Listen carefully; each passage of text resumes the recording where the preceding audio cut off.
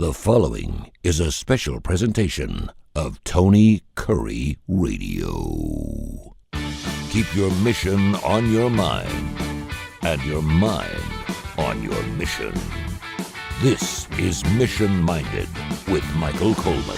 Welcome back to Mission Minded. Keep your mind, your mission in your mind. He is Michael Coleman, CEO of the Heart of Alabama Food Bank. We do this show to start out as obviously a helper of non-for-profits. So we took a lot of questions and emails, info@tonycurryradio.net. We continue to take those. We got a couple of really interesting ones we'll get into on this edition here of Mission Minded. And then we have another show that's specific to the Heart of Alabama Food Bank, which I really wanted to get into because we talk about, listen, it's all about being sexy, baby. It's all about wanting people to listen to your podcast, and we've got a ton of listeners, and so we want to keep it fresh and keep people wanting to come back. And obviously, the business you're in, there's only so many things you could talk about. So we want, and I know you deal with that every single day. So got a couple of emails. First of all, you doing okay? You sound much better. Great. I mean, you've been down, and the flu's been going around. It's been nasty, but so glad you were never off your feet, and I know that you're putting your best foot forward. So got a couple of interesting emails. I did want to throw something out that I thought was interesting. I don't know if you want to go off on this at all, but we're always trying to figure out where to make money.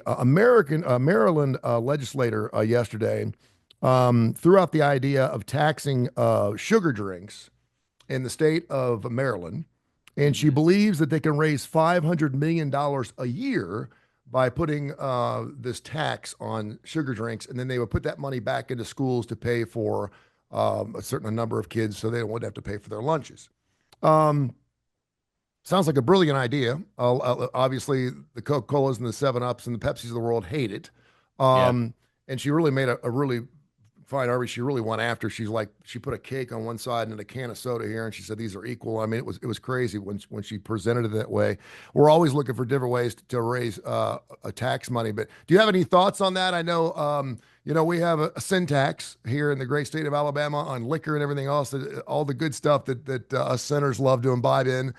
We get taxed for it because cigarettes, whatever's not good for us actually cost a little bit more. And I'm sure marijuana is going to be right behind that, recreational or medicinal. But you have any thoughts on that? Well, yeah, I mean, just like you said, there's some low-hanging fruit of things that people don't typically get too upset about. I mean, there's some people, and I understand it, where they just feel like that the government is the money that comes into the government's their money, and they're the wise ones, and so they feel like, hey, we want to take more money.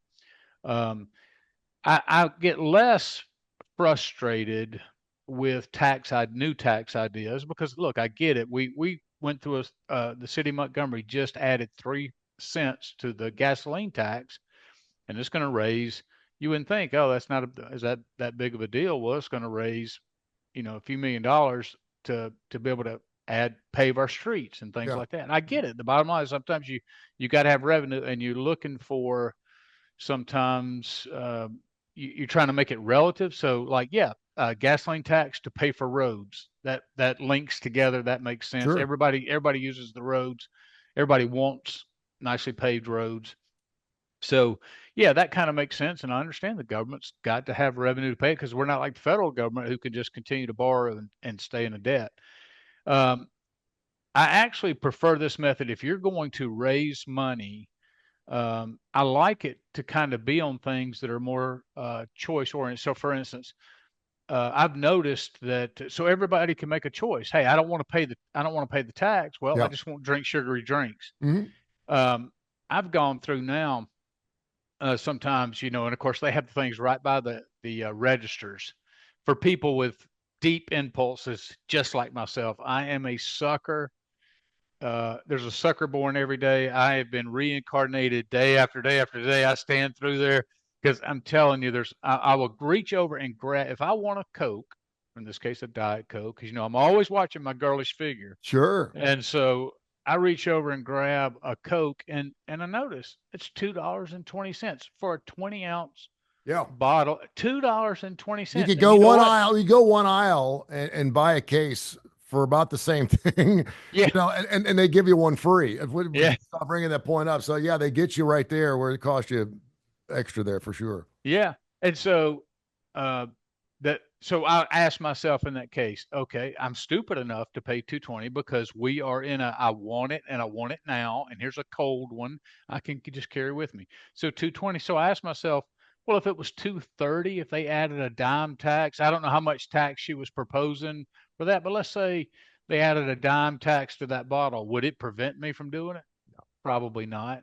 So, and then the people who said, I don't want to pay the tax, it's not enforced upon people like a gasoline tax is, that's Yeah. kind of more ubiquitous, that everybody has to use gasoline or is affected by that. So, I get it. I mean, there's, of course, we've already been taxing cigarettes to death and on and on and on. So usually you get less pushback on things where it's, so-called evil because they say, well, if you don't raise enough money, that means people are using sugary drinks less, which has a positive impact on health. So you kind of win either way, Yeah, you know. yeah. We listen. Children, and we're all children, right? We're children, we're God's children, but children love to be disciplined. I always hear that kids love to be disciplined. Don't be afraid to give tough love because kids crave discipline. I believe that to be true. It's much easier to be harsh on your children when they really need to be disciplined. When you Yeah. tell yourself that because they are looking for direction and they're looking towards Mama Bird. Um, I've just gained 20 pounds the last month and a half. And it's Girl Scout cookies. I've had a sweet tooth that's come out of nowhere. I don't know what in the hell's going on, but every single night I'm eating a huge bowl of ice cream. I am so undisciplined right now, and it's Oh driving me yeah. crazy. So I'm skipping dinners so I can eat my ice cream. So I'm trying to figure out a way I won't eat lunch, and I had 5 sleeves of Thin Mints last night. We're we're weak. We're weak. We Yes. are weak. And sometimes I think and parents are weak. Yeah. I need an hour, so go play on the computer. I don't care what you look at. Go play in the street. Go play in the street. Yeah, I'll just get call out of you. here. You'll be fine. It's dark, and just take a flashlight with you. You'll be okay. That's right. So I mean, I get that, and so sometimes when someone puts the hammer down and says, "Listen, I'm going to start charging you $5 for a can of Coke, and it's going to make a difference," sometimes I'm like, "Thank you," because depending on how much it is, it will change your Yeah. mind on how much you spend on it. So I thought that was really interesting. Interesting question here from Bruce down in your neck of the woods in Montgomery. He said, I listened to your most recent show on DEI, which was really good. We talked about the DEI and how, and it's funny because everybody's going back to the old way, Yeah. even if they don't have to. Right. I know the government's saying, listen, if you don't, then you're going to be, we're going to come back at you and blah, Right. blah, blah, blah, blah, which I think is kind of strange. I feel more comfortable if they just said, listen, you don't have to enforce this. You do what you want at the state level, but you don't have to enforce it. But they are coming at you if in fact you don't enforce it. But Bruce wanted to know in Montgomery, will going backwards in this particular case affect women's rights in any way? This is, and I thought, what does he mean? This is something about giving everyone an equal shot, an equal chance. Yeah. And women have been number two forever, and they probably will be number two forever. That's just the way it is. It's a man's world. James Brown sang a song about it. And, Yeah. and as hard as we work to make sure that women are making the exact same amount of money that men are making and everything else, women's rights and women's votes, and hell, they just started being able to vote within the last 50 or 60 years, for gosh sakes. We've been around for 200. So now that we're saying, listen, whether you're Latino, African American, or whatever, all of a sudden you're not going to have these extra things. Will it play out at all in women's rights at all, do you believe? Well, let me go back to the premise of his question because it sounds like that what he may feel or may suspect is that the rolling back of some of these DEI initiatives means that we're rolling back rights and access to minorities or people of color. Yes. And so let me push back on that. Just when I say push back, let me just clarify my position and my thoughts on that. I think right now, if I stood up in front of, let's say you had a group of African Americans and you had a group of Hispanics and you had a group of Asians and whatever, and a group of white, and my question to them would be something along the lines of, can you name anything right now that I am able to do that you're not able to do? Do I have access to anything that you don't have access to? And I would still challenge that. So what So when we roll it back, that's kind of where we're rolling it back to, that nobody's going to be elevated, because what DEI did, and again, I understand the sensitivity of the issue and the focus on this, but what DEI was doing was inadvertently segregating and causing division and elevating one group over another, which by its definition is racism. Yeah. And what the argument has been, at least from some outlets, is, well, we've been so far behind because we're a minority that you need to now elevate us and put us ahead. Fair enough. But the problem is you're right back to the idea of racism, which is elevating one race or prioritizing one race over another. So regardless of which race is that, it, as a principle and as a concept, it's wrong. So what I would say is, before I even get into that, is I think what the goal is and what DEI is, it's, sometimes it's good to see the pendulum swing to another extreme, because if it's over here, if you think it's too far on this side, and then you see it swing to the opposite, you see the ill effects of that. I don't know if I mentioned this when we talked about it, but I remember seeing videos of white people in colleges getting yelled at, saying, "Get out of here! This is an area that is designated for people of color." Mm-hmm. And so they were barking and yelling and screaming and berating and being rude and saying, "You're not welcome here." And that flies in the face of the name diversity, equity, and inclusion, because inclusion's about everybody should be welcome at each place. Yep. So instead of throwing the baby out with the bathwater, because there may be some abuses, what we need to do is continue to highlight inequities that we see. But lots of times when there's no inequities, then you get into what's described as the micro inequities, or it's I'm drawing a blank, but it's where it's almost like it's not explicit, it's implicit. And so then you start analyzing language, and then you start saying things like, well, when you say this, here's what it represents to me, and so I'm going to prohibit you from saying that. And so we shut down free speech. Right now, in Germany, you can actually be arrested for saying something unkind or something that about somebody on social media. Mm-hmm. And they're for that. They're for the shutting down of, as a whole. And so now what's labeled as far right, and I'm sure they're probably ultra conservative in some of their views, but this far right saying, no, it shouldn't be that way. So now you're talking about free speech now has become a far right issue in Germany. So, in America, there's the pendulum swung so far it couldn't go to any further extreme, and then finally is swung back. Now, again, I like the idea of being sensitive to the idea that as a white male, it is possible. So I'm going to say a white middle class male.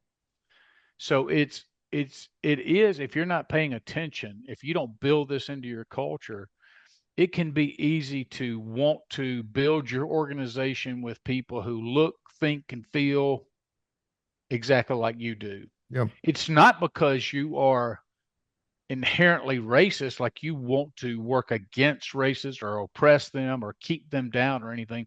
It's just human nature. Black culture is no different. When you see Black culture, people in Black culture, they surround themselves with other people who like the same music, who talk the same lingo, like the same, so there's nothing inherently wrong with when is fitting in your community, whatever your community is. But the idea is, if white people, which they have for a long time, have built America, they've kind of built it from the perspective of a white male perspective. And so sometimes so if you look at that as a group, some people who are over here, a Black male, Hispanic male, whatever, may not fit in naturally or as easily. It's not necessarily that white people are trying to keep them out. It's that it's just a different perspective. So again, you go back to the baseline of DEI. I think it's important that we look around and say, are we excluding people who are otherwise qualified to that can add and help grow our world, our business, our community, our churches, all that kind of stuff. And we need to make sure we're fighting against that.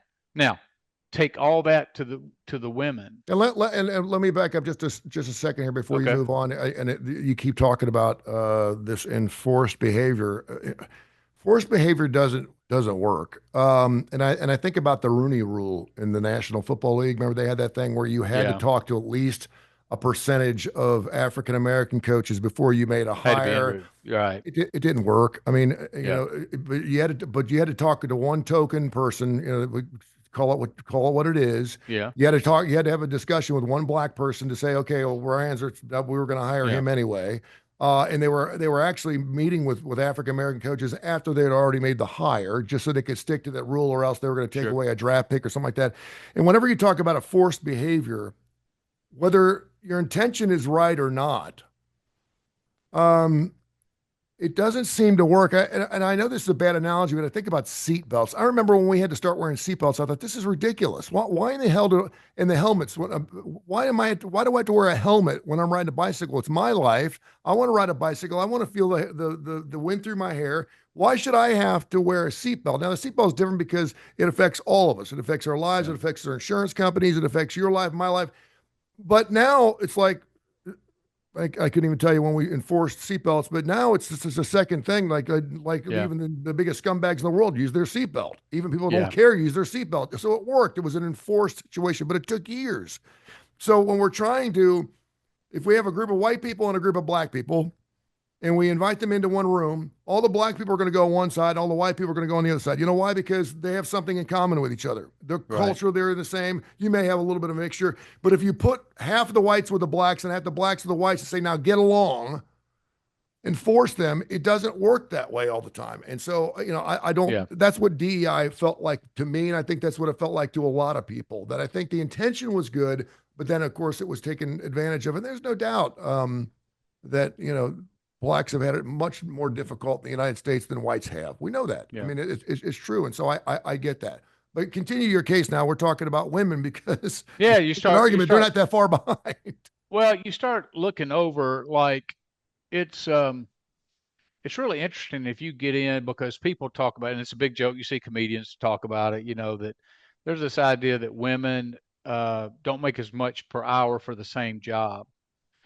And on the surface, that may be, you say, well, that makes sense, maybe. But when you dig down into the data, what you find is that's really not a true case. And I really, off the top of my head, am not really prepared to defend that wholeheartedly, but I will give you a couple of things that points to that. Statistics show that women don't put in as many hours. When you're on salary and you don't get paid overtime, data proves that men work longer hours. Okay, so if you include the longer hours, and if you include things that women, for instance, when they have childbirth and they're out for a certain amount of time, their jobs are protected. Yep. And so there when you get into all of those, I'm just saying there's a whole litany of additional factors that when it plays itself out, you see that there's really not a pay gap that appears that if you just look at raw data, if you just look at the right, but when you dig into the data and see all the factors that it lays out, you can't make that same argument. And especially, I mean, DEI and the women's movement. Look, again, I'm all for fairness, but I'm not for punishment of perceived misdoings of the past or whatever. And that's where DEI in some areas went to, which is now we're going to dominate the white culture, and so we're going to enforce this, and that you have to think this. It's not enough to just another example would be the transgender movement. Mm. So, and that was part of DEI. So it wasn't enough to say, like for instance, hockey players. So there were some hockey players. They were celebrating LGBTQ one IA plus whatever it is, and there were a couple of people, and so they sewed their the flag, the gay flag, on the you know, and they refused to wear it because it conflicted with their religious liberties. Yeah.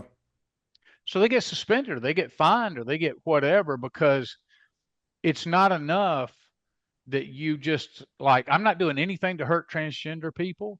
I'm a live and let live. I mean, this is their response. If you want to be transgender, go be transgender. I'm not trying to stop you, but don't force me to do this. So I just saw a really interesting experiment online. So a guy went to a college campus and he interviewed, it was in Wisconsin. And so he interviewed about 5 people, and he asked every one of them, if a Muslim was asked to come and pray in Jesus' name, or come to a, a function and asked to pray in Jesus' name, should he be forced to? And everybody said no, that should be his right. Mm-hmm. And then they said, well, what if? And they came up with another example. If a woman, and I forgot what it was, but anyway, the same thing. And then every one of them, when it came to, well, what if a baker is asked to do a gay wedding, which really happened, in Colorado. Yeah. Mm-hmm. So it was an apples to apples comparison. And every one of them on the other two said, no, you shouldn't compel them. But when they got to the third, every one of them, they went to answer and stopped themselves because they saw the contradiction, because they were very quick. So again, when you take your own personal view, you can see very clearly that's not right to force people to go against their beliefs. But when it's against Christians, or when it's against white culture or perceived white culture or white oppressive culture or whatever, that's where DEI and that force, and then everybody just goes along with it and doesn't push back. That's what we did during COVID. Yep. That's why the pendulum swung so far. So anyway, that was a long explanation into talking about, and I don't want people to leave here to think that I'm all about equity, diversity, and inclusion, but I'm a big diversity of thought. I'll surround myself with people who think differently than me. I couldn't care less about their race, or because I can have a room full of white men who all think differently than me. That's diversity of thought. Yeah. But if I have a room full of one of every race and one of every gender, there's only 2. Now, but they all think alike.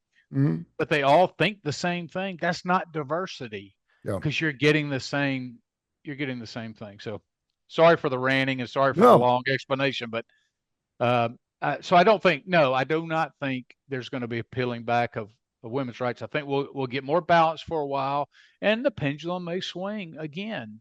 Yeah. And it does this back and forth. We never get to a point, and we just keep it here. You're watching Mission Minded. Keep in mind your mission in your mind. He's Michael Coleman, Heart of Alabama Food Bank. They cover 35 wonderful counties in the great state of Alabama, helping Feeding America. They do wonderful work down there. One final thing I wanted to get into, and we just have a couple minutes here, a grassroots movement's call for Americans not to shop at major chains for 24 hours. It's called an economic blackout. Went viral last week and is supposed to start tomorrow. Organizers launching a week-long boycott against Amazon that starts tomorrow, or actually today. Today's Friday. John Schwartz, the 57-year-old founder of the People's Union USA, is calling on Americans to boycott Amazon and its companies, including Zappos, Ring, Whole Foods, Twitch, and Prime Video for 1 week. The Amazon boycott is about sending a message loud enough to shake up the system and rattle the company. Amazon is one of the biggest, wealthiest, most powerful corporations in the world. It crushes small businesses. It exploits its workers. It fights against unions while raking in billions. It could make a positive difference in the world, but it chooses not to. What's your thoughts? Things like that are make people feel good. It makes them feel. And then they'll go shopping on Amazon an hour later. Well, it's one of those. It's kind of virtue signaling. Like, oh, I'm boycotting today. Well, the problem is you're not going to be boycotting in a week. In other words, you're going to go back because, again, Amazon and Amazon ordering and all that so ubiquitous across our whole nation, then, so what kind of message? Let's say it was effective, and let's say you reduce their spending in one day by 25%. So everybody goes, "Yep, I'm not going to do it on Friday," and so Amazon goes, "Yep, I see. That had an impact on that day, but guess what? Tomorrow it's going to go right back to where it was." Yeah. So what kind of how do you think you're going to change the culture by implementing something like that? So it's a lot of things that make people feel good that they have some control, like they see Amazon as a great evil, and because of that great evil, this is them sticking a sword in the side of great evil. I'm sticking it to the man. I'm going to feel good about it. Screw those people. And ultimately it's going to have zero impact across the board. And the thing about it is Amazon knows Amazon's not out there fighting against this. It may have a reverse effect on it. Now, the people were doing this against Walmart 20 years ago. Remember when Walmart started making their big boxes and it was killing the mom and pop stores? We were like these big, and what do we do? We'd like, I'm not going to shop there. I'm going to help mom and pop, until mom and pop started selling, a can of pop for $2.50 when I could go to Walmart and get it for 35 cents. And I'm like, listen, eventually, you start bypassing their store and to walk a little extra longer to go to, because it's cheaper, and we're looking for a better deal. And here's the other thing: mom and pop can't provide all the jobs in the community that Walmart is, and paying benefits and assisting to college. Look, I've been a small business owner. I totally get it, but I'm not mad at Walmart because they can deliver things more conveniently, cheaper, and everything else. And I get the messaging, and I'm more sympathetic I could not be to mom and pop shops and people trying to make it. But the reality is our economy is driven by these things. They employ, just think about this. It's not just that they employ people in Amazon and all that world, but think about the UPS drivers and the Amazon drivers, all the additional jobs that it affects.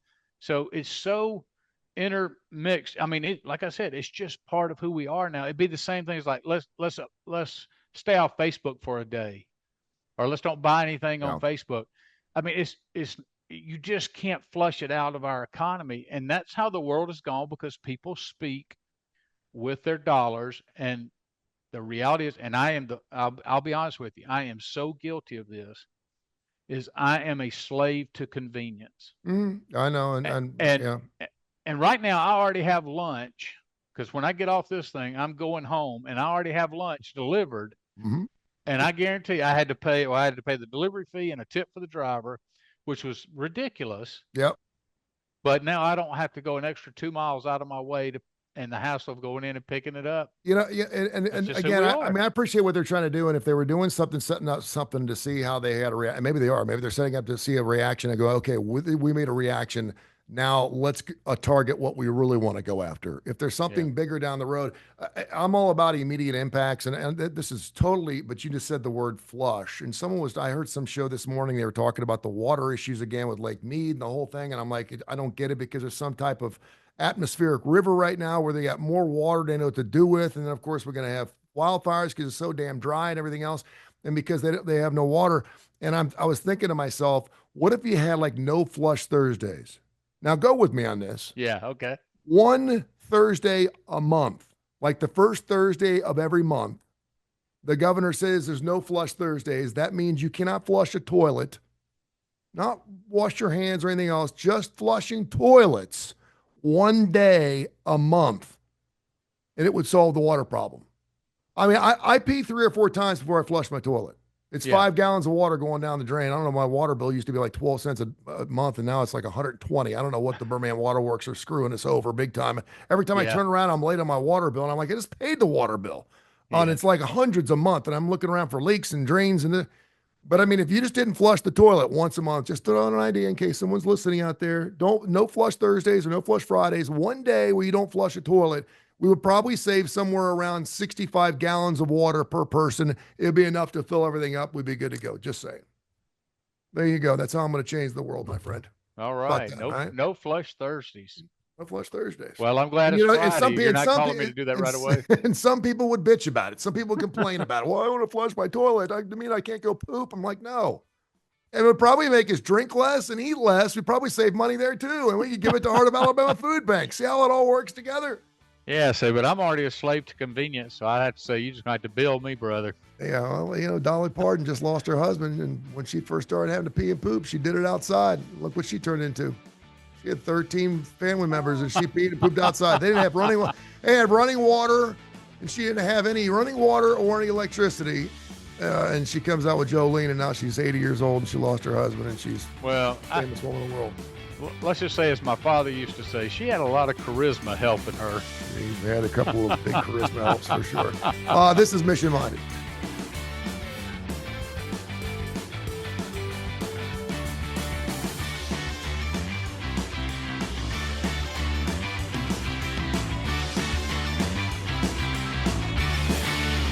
This has been a special presentation of Tony Curry Radio.